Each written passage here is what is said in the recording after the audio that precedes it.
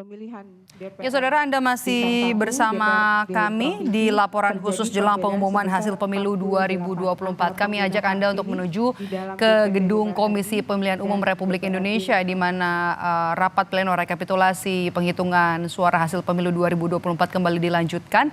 Ada 4 provinsi yang hari ini kembali melanjutkan proses rekapitulasinya tingkat nasional, yakni Provinsi Jawa Barat, kemudian juga Provinsi Maluku, Papua, dan Papua Pegunungan.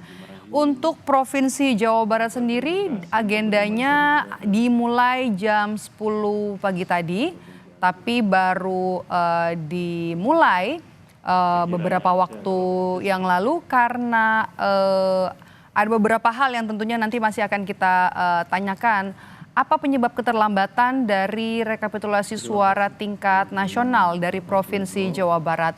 Ada 34 provinsi yang sudah selesai menggelar rekapitulasi suara tingkat nasional dari 34 provinsi yang telah rampung untuk menghitung suara tingkat nasional.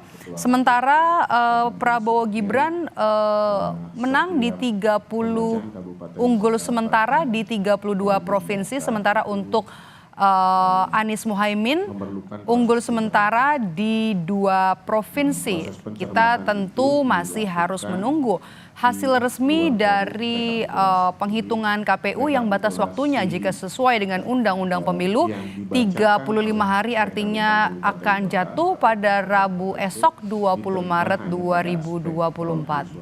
Pada saat itu. Dan KPU memberikan waktu kepada KPU Kabupaten Kota, Bawaslu Kabupaten Kota termasuk saksi untuk mengikuti proses pencermatan tersebut, sehingga kemudian elemen data yang memang terdapat selisih, sebagaimana juga ada rekomendasi dari Bawaslu pada setiap kabupaten kota yang dianggap ada selisih pada elemen data itu dilakukan di forum pencermatan. Namun tentu kami juga berharap rekan-rekan KPU Provinsi juga dapat menyampaikan secara keseluruhan hasil daripada koreksi yang dilakukan pada proses pencermatan tersebut, karena Bawaslu Provinsi Jawa Barat juga belum menerima data tersebut. Demikian berita acara perubahan. Untuk pemilu presiden ini ya, ini pemilu presiden dulu yang dibahas. Ya. Jadi yang 4 kabupaten tadi sudah ditelusuri oleh Bawaslu juga, ya? Betul. Iya, pada ruang pencermatan sudah ada berita acaranya sehingga kami masukkan di rekapitulasi terakhir di tingkatan provinsi. Ini adalah sesuai dengan hasil pencermatan. Untuk pemilu presiden ya? Iya. Baik. Terima kasih.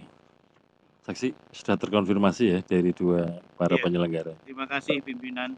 Kami mengapresiasi kerja dan kinerja KPU Jawa Barat yang baru selesai pleno langsung ke Jakarta pimpinan. Tapi memang dalam proses pencermatan ini kami belum mendapatkan salinan apa-apa yang berubah dari angka apa dan bagaimana ketemunya di mana. Nah, justru di forum ini kami berharap teman-teman di KPU Provinsi bisa menjelaskan agar posisinya menjadi terang benderang, selisih angka ini. Larinya kemana, kemudian terdistribusi kemana. Menarik tadi yang disampaikan oleh teman-teman Bawaslu, ada juga ternyata rekomendasi Bawaslu seperti itu. Karena saksi kami juga mencatatkan keberatan. Yang sekarang Anda saksikan adalah proses rekapitulasi suara tingkat nasional dari Provinsi Jawa Barat yang seharusnya dimulai pukul 10 pagi tadi. Namun ada keterlambatan sehingga baru saja dimulai. Selain Provinsi Jawa Barat, ada 3 provinsi lagi yang sisanya dari total 38 provinsi akan dihitung suaranya tingkat nasional, yakni Maluku, kemudian Papua, dan juga Papua Pegunungan. Kita masih akan nantikan kalau sesuai dengan batas waktu, ada batas waktu 35 hari sejak terhitung 15 Februari 2024. Jadi artinya KPU punya waktu sampai Rabu esok. Nah, kemudian kalau kita lihat soal perolehan suara atau penghitungan suara pemilu 2024, sudah ada 34 provinsi yang rampung rekapitulasi suara tingkat nasional, di mana pasangan Prabowo Gibran unggul sementara di 32 provinsi, sementara untuk pasangan Anies Muhaimin ini unggul sementara di 2 provinsi, yaitu di Aceh dan juga di Sumatera Barat. Kita masih akan nantikan hasil atau proses rekapitulasi suara tingkat nasional di Komisi Pemilihan Umum. Masih ada 4 provinsi lagi yang masih akan dihitung suaranya tingkat nasional, yakni Jawa Barat, kemudian juga ada Maluku, Papua, dan juga Papua Pegunungan. Suara dan kemudian perolehan suara dan suara sah tidak sah, apakah pernah ada rekomendasi? Selain kondisi terkini di gedung KPU RI, kami juga akan menghadirkan kondisi terkini di depan gedung DPR MPR Senayan, Jakarta. Ada aksi massa yang kembali menuntut sejumlah hal, diantaranya adalah meminta DPR untuk menggunakan hak angket untuk mengusut dugaan kecurangan pemilu 2024. Pengamanan di sejumlah titik juga terus diperketat, saudara, 1 hari jelang pengumuman hasil pemilu 2024. Salah satunya adalah di kantor KPU RI, kemudian juga di kantor Bawaslu RI, kemudian juga di gedung DPR MPR Senayan, Jakarta.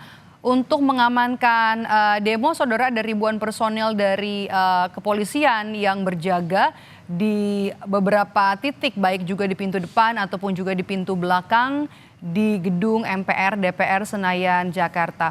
Memang untuk masalah hak angket atau usulan untuk hak angket agar Dewan Perwakilan Rakyat ini bisa mengusut dugaan kecurangan pemilu yang diduga terjadi di pemilu 2024 ini terus disuarakan, bahkan 1 hari jelang pengumuman hasil pemilu 2024. Wacana hak angket juga kemudian sempat ramai diperbincangkan, kemudian juga seperti layu sebelum berkembang. Wacana hak angket ini kemudian meredup di Senayan. Lalu hari ini juga sejumlah massa melakukan aksinya untuk kembali mengingatkan anggota Dewan untuk menggunakan haknya mengajukan hak angket apabila memang memiliki sejumlah bukti-bukti dugaan kecurangan pemilu 2024. Dan di sebelah kiri layar televisi Anda, saudara, ini adalah rapat pleno rekapitulasi suara tingkat nasional dari Provinsi Jawa Barat yang masih terus berlangsung. Informasinya juga rapat pleno baru saja dimulai, di mana seharusnya rapat pleno ini harusnya dimulai jam 10 pagi tadi. Ini juga berpacu dengan waktu untuk batas waktu, tenggat waktu untuk penghitungan suara pemilu 2024 yang akan berakhir pada Rabu esok.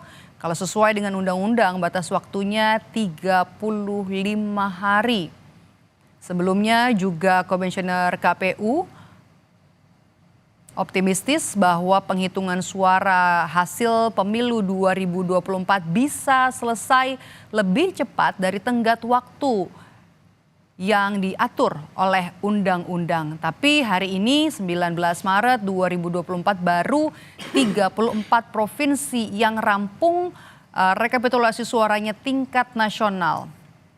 Kami akan kembali sampaikan kepada Anda, saudara, ada 34 provinsi yang sudah rampung penghitungan suara secara nasional, di mana pasangan calon presiden dan juga calon wakil presiden Prabowo Gibran unggul sementara di 32 provinsi.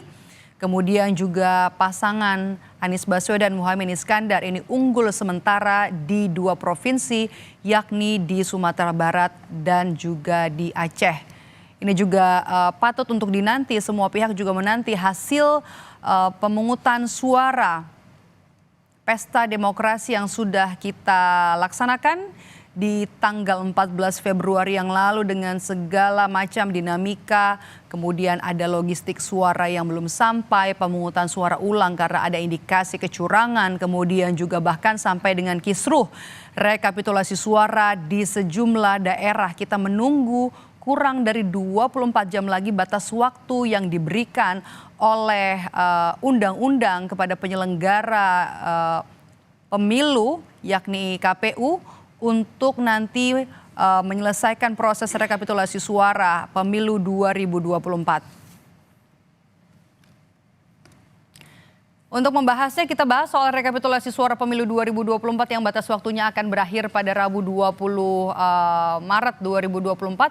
Sudah bersama saya hadir langsung ke studio Kompas TV yang ada di Palmerah, Jakarta. Ada Mbak Titi Anggreni dari Perludem. Selamat siang Mbak Titi. Dan juga ada Mas Ilham Saputra, Komisioner KPU RI 2017-2022. Terima kasih sudah bergabung di tengah ibadah puasa. Saya ke Mas Ilham dulu. Ini sudah detik-detik jelang batas waktunya untuk Provinsi Jawa Barat sendiri kan harusnya tadi dimulai jam 10.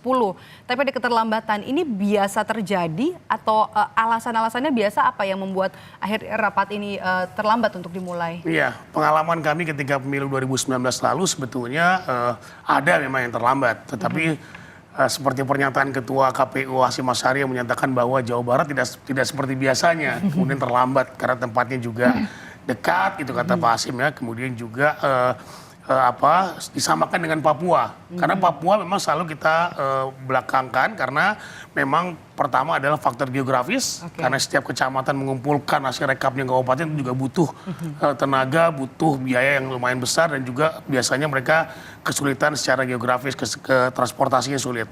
Akan tetapi memang kita punya pengalaman Mbak, misalnya ketika di Sumatera Utara, dulu ada Deli Serdang, itu kesulitan dalam melakukan rekapitulasi karena banyaknya banyaknya TPS, ya betul.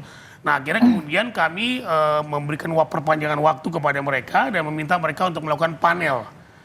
Jadi panel itu dibagi beberapa panel, jadi supaya lebih cepat. Nah saya nggak tahu apa yang terjadi di Bekasi, di Kabupaten Bekasi Tambun Selatan, apakah itu dilakukan?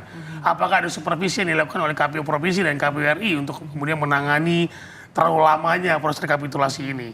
Dan penyebabnya apa? Gitu kan? Apakah karena memang hanya jumlah TPS begitu banyak, ada 1.200 lebih, atau karena apa? Gitu kan? Berarti ada pertama ada soal banyaknya TPS, kedua mungkin ada kendala terhadap konflik internal atau persoalan-persoalan tidak bisa selesai di level kecamatan dan kabupaten Bekasi itu. Itu kesulitan yang ditemui untuk Provinsi Jawa Barat, atau kalau misalnya dibandingkan dengan Papua sebenarnya harusnya lebih kompleks, harusnya bisa lebih cepat untuk Jawa Barat. Betul, harusnya seperti itu kalau cuma faktor banyaknya TPS. Tadi salah satu solusinya adalah melakukan KPU RI dan KPU Provinsi melakukan supervisi, persoalannya apa sebetulnya yang terjadi. Nah sehingga bisa diperintahkan hal lain misalnya dengan membuka panel lagi gitu ya, panel lagi untuk kemudian rekapnya nanti di satu kecamatan itu bisa 2 panel atau 3 panel. Itu kami lakukan juga di KPU RI kemarin, ketika waktu yang, karena undang-undangnya sama, kita pun dikasih waktu 35 hari, sementara juga ada luar negeri yang masuk, kemudian juga 30, ketika itu kami masih 34 provinsi ya, akhirnya 1 hari menjelang selesainya masa waktu, batas waktunya, kami bisa menyelesaikan rekapitulasi di tingkat nasional. Itu catatan ya untuk KPU periode lalu ya. Tapi Mbak Titi setuju nggak kalau misalnya alasan keterlambatan ini sesuai disampaikan oleh Mas Ilham? Tapi jangan dijawab dulu. Kita jeda sejak tetaplah bersama kami di Laporan Khusus Kompas TV.